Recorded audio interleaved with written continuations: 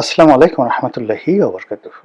সম্মানিত দর্শক, আপনি যদি আজকে কালকের রাজনীতি বা আগামী এক সপ্তাহ রাজনীতি মূল্যায়ন করেন তাহলে দেখতে পাবেন যে বিএনপি নিরঙ্কুশ সংখ্যাগরিষ্ঠতা লাভ করেছে। তারা সরকার গঠন করছে, তারেক রহমান সাহেব প্রধানমন্ত্রী হচ্ছে, তার পছন্দের যারা লোকজন রয়েছেন তারা সংসদ সদস্য থেকে মন্ত্রী হচ্ছেন, প্রতিমন্ত্রী হচ্ছেন। এটি হলো একেবারে শরীয়তি জ্ঞান। আর মারফতি যে চিন্তা চেতনা, ধ্যান ধারণা মানে গুপ্ত যে বিষয়, সেটা নিয়ে যদি আপনি চিন্তা করেন তাহলে এই দৃশ্যের বাইরে কি হতে পারে। সেক্ষেত্রে প্রথমে আসবে পার্লামেন্টটা কতটা কার্যকরী হবে। স্পষ্টতই যেভাবে সংস্কার করার কথা বলা হচ্ছে, যেভাবে সংবিধান সংশোধনের কথা বলা হচ্ছে, যেভাবে উচ্চ কক্ষ গঠনের কথা বলা হচ্ছে, তাতে করে বিএনপির একছত্র আধিপত্য থাকবে না। প্রধানমন্ত্রী হিসেবে খালেদা জিয়া, শেখ হাসিনা তাদের যে ক্ষমতা ছিল তারেক রহমান সাহেবের তার 10 ভাগের 1 ভাগ ক্ষমতা থাকবেন না। রাষ্ট্রপতি এবং প্রধানমন্ত্রী এই দুয়ের মধ্যে ক্ষমতার যে ভারসাম্য, সেই ভারসাম্যে দেখা যাচ্ছে যে অনেক গুরুত্বপূর্ণ মন্ত্রণালয়, অনেক গুরুত্বপূর্ণ বিষয়াদি, রাষ্ট্রীয় বিষয়াদি রাষ্ট্রপতির কাছে চলে যাবে। তো সেক্ষেত্রে প্রধানমন্ত্রীর যে একটা ইমেজ, প্রধানমন্ত্রীর কার্যালয়ের যে একটা ভাবসাব, সেটা কমে যাবে।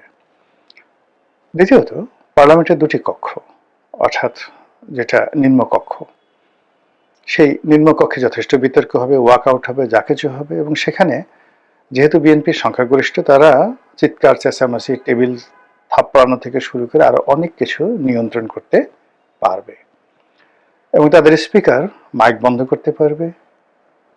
আর প্রতিপক্ষ যারা আছে তারা ওয়াকআউট করতে পারবে, জামাতে যারা লোকজন আছে, আর সীমিত সময়ের মধ্যে কথাবার্তা বলতে পারবে। কিন্তু সমস্যাটা হয়ে যাবে উচ্চকক্ষে। উচ্চকক্ষে যারা যাবেন তারা ওরকম দলবাজ লোক নয়। বিএনপি চেষ্টা করবে তাদের মতাদর্শের, পছন্দের জ্ঞানী গুণী শিক্ষিত যারা লোকজন রয়েছেন তাদেরকে হায়ার করার জন্য, অথবা নিজেদের দলের যে সকল ডেডিকেট রয়েছে, বয়স্ক মানুষ রয়েছে, সম্মানিত মানুষ রয়েছে যারা নির্বাচন করতে পারে না তাদেরকে। আবার অন্যদিকে জামাত নিজেদের দলের ভেতরে বাইরে সমাজের অনেককে তারা এই উচ্চকক্ষে ইনক্লুড করে ফেলবে এবং সেক্ষেত্রে জামাত এবং এনসিপির যারা উচ্চকক্ষে থাকবেন তাদের কাছে সরকারের যারা সদস্য থাকবেন, সরকার দলীয়, তারা সকালে বিকেলে নাস্তানাবুদ হবেন। ওখানকার পরিবেশটা অ্যাবসলিউটলি জামাতের নিয়ন্ত্রণে থাকবে। তারা সেখানে নিম্নকক্ষের অনিয়মতান্ত্রিক বিষয়গুলো তুলে ধরবে। তারা তাদের ইজমা, কিয়াস, কোরআন, হাদিস, শরিয়া আইন, বিভিন্ন টেকনিক্যাল বিষয় নিয়ে ঘন্টার পর ঘন্টা সেখানে আলোচনা করবে, ঠিক ভারতের উচ্চকক্ষের মতো বা ইংল্যান্ডের উচ্চকক্ষের মতো। যেমন দেখা গেলেন আপনি ভারতের যে উচ্চকক্ষ, সেখানে রাম জেঠ মালানি নামক একজন প্রখ্যাত আইনবিদ ছিলেন, মেম্বার অফ পার্লামেন্ট ছিলেন, যিনি একসময় ভারতের সেন্ট্রাল গভর্নমেন্ট বিজেপি সরকারের আইনমন্ত্রী ছিলেন। ভারতের তাকে বলা হয় সবচেয়ে বড় লয়ার। তো এই মানুষটি উচ্চকক্ষে গিয়ে যে ধরনের বক্তব্য দিতেন, কথাবার্তা বলতেন, নরেন্দ্র মোদীর ধুতি খোলা হয়ে যেত এবং তিনি সেখানে বলতেন যে আমি এই Narendra Modi is a nonsense, stupid. একবার তার রাগ হয়ে তিনি বাস্টার্ড বলে ফেলেছিলেন, যে আমি তার নির্বাচনের সময় টনকে টন, 1 টন মানে 27.5 মণ, টনকে টন টাকা আমি খরচ করেছি। আমি, তাকে বলা হয় 15 কোটি রুপি লয়ার, মানে যে কোনো একটা মামলা তিনি পরিচালনা করলে 15 কোটি টাকা নিতেন। তো one of the richest lawyer around the India subcontinent. তো এই ফলে কি হলো যে এই উচ্চকক্ষ কিন্তু মানে নিম্নকক্ষের চেয়ে উচ্চকক্ষের যে প্রচারণাটা ভারতে ওই সময়টাতে বেশি হয়েছিল। এবারও নিম্নকক্ষের চাইতে বাংলাদেশে উচ্চকক্ষে জামাতের যাদেরকে নিয়োগ দেওয়া হবে তাদের বাগ্মিতা, তাদের কথাবার্তার ধরন, তাদের যে যুক্তি উপস্থাপন, এবং তারা এমন একটা জায়গাতে আলোচনাটা নিয়ে যাবে যে আলোচনাতে বিএনপির যারা লোকজন রয়েছে তাদের কোনো প্রস্তুতি থাকবে না। আর যে বিষয়গুলো জামাত টার্গেট করে আলোচনা করবে সেই বিষয়গুলো বিএনপি আন্দাজই করতে পারবে না। আবার বিএনপি পরবর্তীতে যে বিষয়গুলো আলোচনা করবে ওই বিষয়গুলো আবার জনগণ শুনবে না। এই কারণ হলো আমাদের দেশের মানুষ একটু ধর্ম শুনতে চায়, কিচ্ছা কাহিনী শুনতে চায়, ইতিহাসের গল্প শুনতে চায়। এই কাজগুলো করার জন্য জামাতের যারা নেতাকর্মী তারা অভ্যস্ত। তারা একটা অডিয়েন্সকে 2 ঘন্টা 3 ঘন্টা তারা ব্যস্ত রাখতে পারে মিষ্টি মিষ্টি কথা বলে। আপনি সাইদির একটা ওয়াজি যদি এখনো বাজিয়ে দেন, মানুষ রাস্তায় দাঁড়িয়ে 2-3 ঘন্টা বসে বসে শুনবে। গুলিস্তানে বাজায় দেখেন, বসুন্ধরা মার্কেটে বাজিয়ে দেখেন, সব দোকানপাট বন্ধ করে মানুষ সাইদের ওয়াজ শুনবে। আপনি এখন মির্জা ফখরুল সাহেবের ভাষণ রাস্তায় ছাপিয়ে দেন, চালিয়ে দেন, বিএনপির মধ্যে সবচেয়ে আকর্ষণীয় পুরুষ বক্তব্যের দিক থেকে। তো তার বক্তব্য ছাড়েন, দেখবেন 2 জন লোক দাঁড়িয়ে শুনবেন না। তো বুঝেন উচ্চ কক্ষে সে কি অবস্থা হবে। এই মারুফতিতে যেটা হচ্ছে যে আগামীতে রাজনীতিতে উচ্চ কক্ষ যেটা গঠিত হচ্ছে সেটা জামাতের দখলে থাকবে এবং এটা সরকারকে রীতিমতো বিব্রত করে ফেলবে।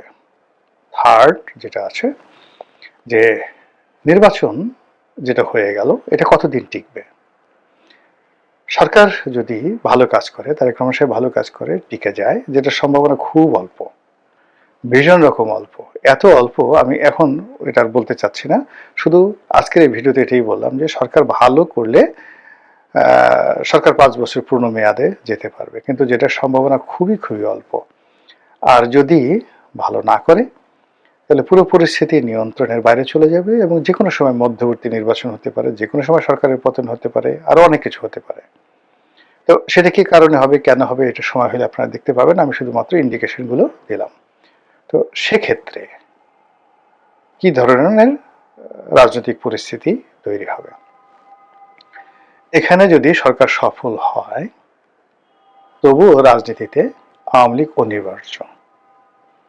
সরকারের এই সফলতার বিরুদ্ধে আরো সফল কিছু করার জন্য, জনমত গঠন করার জন্য জামাত তখন আওয়ামী লীগের দিকে ঝুঁকে যাবে।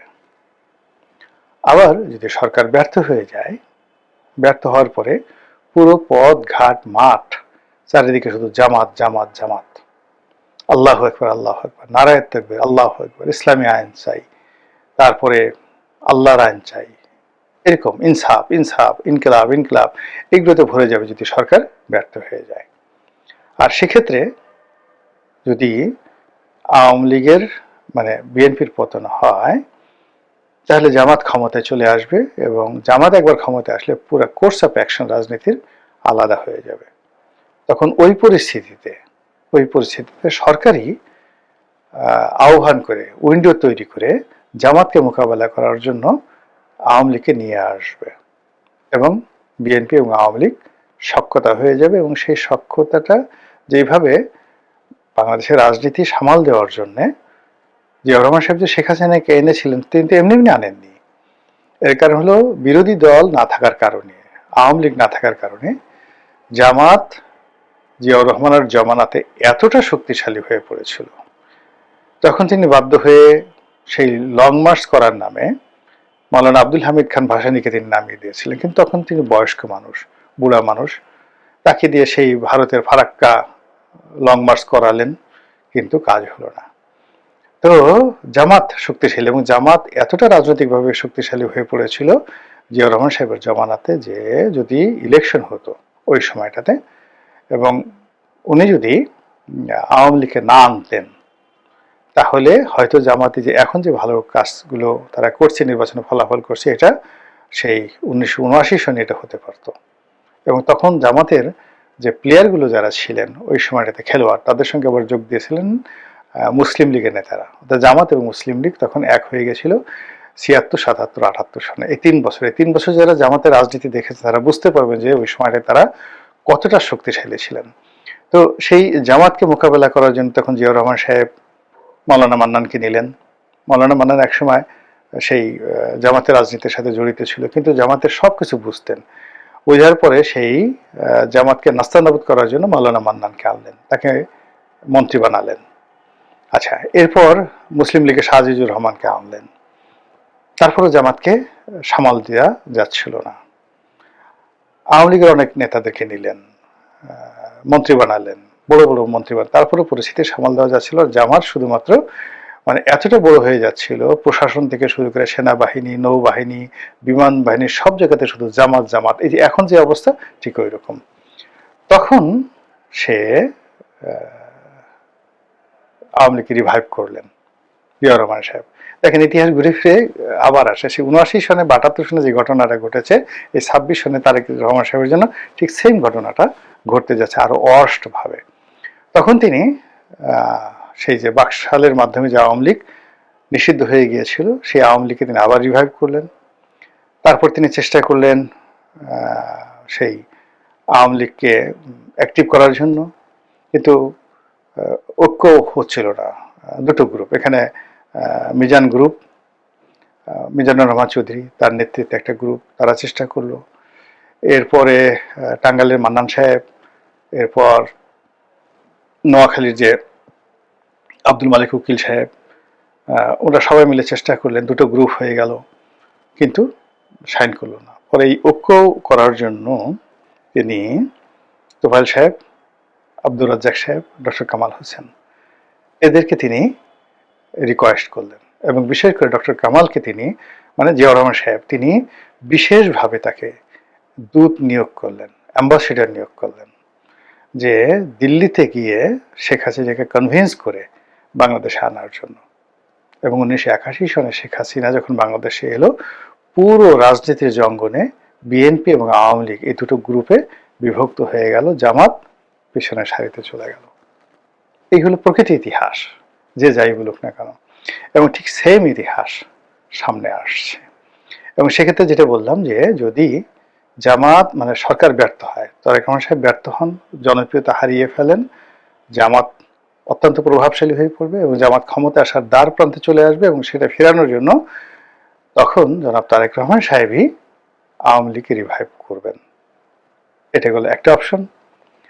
দ্বিতীয় অপশন হলো যে সরকার খুব ভালো করছে, বিএনপি আবার জয়লাভ করবে, জামাত যে বিষয়গুলো নিয়ে গর্ব করে, তাদের সততা, ন্যায়পরায়ণতা, ঠিক সেম কাজটা বিএনপির লোক করে ফেলছে, তারা একের পর এক রেকর্ড তৈরি করে ফেলেছে, জামাত একা হয়ে যাচ্ছে, রাজনীতির ময়দানে তারা পেরে উঠছে না। ঠিক সেই সময়টাতে জামাত সর্বোচ্চ চেষ্টা করবে বাংলাদেশের রাজনীতিতে আওয়ামী লীগকে একীভূত করার জন্য।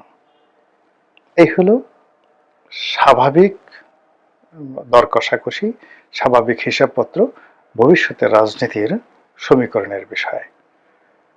মহান আল্লাহ ভালো জানেন, কোনটা মঙ্গল তিনিই জানেন, আসলে কোনটা হবে তাও তিনি জানেন।